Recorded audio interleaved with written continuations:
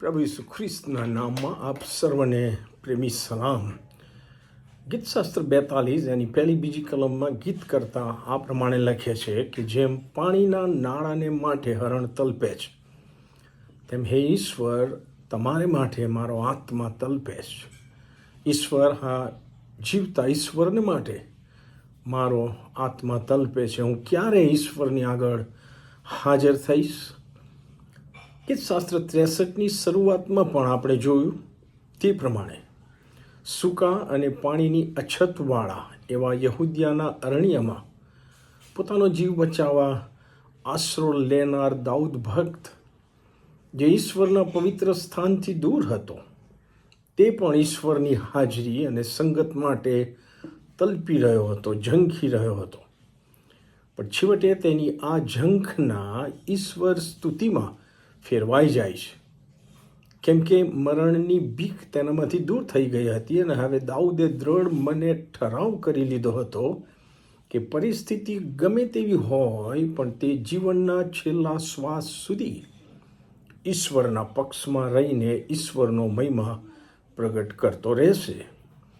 કલમ 3, 4 અને 6માં એ આ પ્રમાણે કહે છે કે હે ઈશ્વર, તમારી કૃપા જીવન કરતાં ઉત્તમ છે. મારા હોઠો તમારી સ્તુતિ કરશે. હું આવી રીતે મરણ પર્યંત તમને ધન્યવાદ આપીશ. હું તમારે નામે મારા હાથ જોડીને ઊંચા કરીશ અને હર્ષિત હોઠોથી મારું મુખ તમારું સ્તવન કરશે. ઝંખના, ઈશ્વરની ઝંખનામાંથી ઈશ્વર સ્તુતિમાં દાઉદ જાય છે, ત્યારે એનું પરિણામ એ આવે છે કે દાઉદનો જે ઈશ્વર પરનો વિશ્વાસ હતો એમાં એ વધુ દ્રઢ થયો છે. તમે જો કલમ 7થી વાંચો આગળ તો એ કહે છે, કેમ કે તમે મારા સહાયકારી થયા છો અને હું તમારી પાંખોની છાયામાં હર્ષિત થઈશ. પરિસ્થિતિ બદલાઈ નથી. મારા આત્માએ તમારો ખેડો પકડ્યો છે અને તમારો જમણો હાથ મને ઊંચકી રાખે છે. આ એનો વિશ્વાસ છે.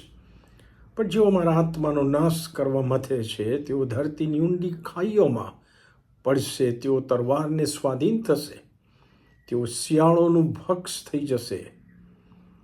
પરંતુ રાજા, એટલે દાઉદ પોતાના માટે કહે છે કે પરંતુ હું તો ઈશ્વરમાં આનંદ કરીશ. રાજા તો ઈશ્વરમાં આનંદ કરશે અને જે યહોવાના સમ ખાય છે તે દરેકને જય મળશે, કેમ કે જૂઠું બોલનારાના મોં તો બંધ કરી દેવામાં આવશે. દાઉદની માફક આપણા માટે પણ ઈશ્વરની હાજરી અને ઈશ્વરની સંગતની જો ઝંખના છે અને એ ઈશ્વર સ્તુતિમાં ફેરવાઈ જાય છે, તો આપણા વિશ્વાસમાં આપણે વધારે દ્રઢ બની શકીએ છીએ. આમેન.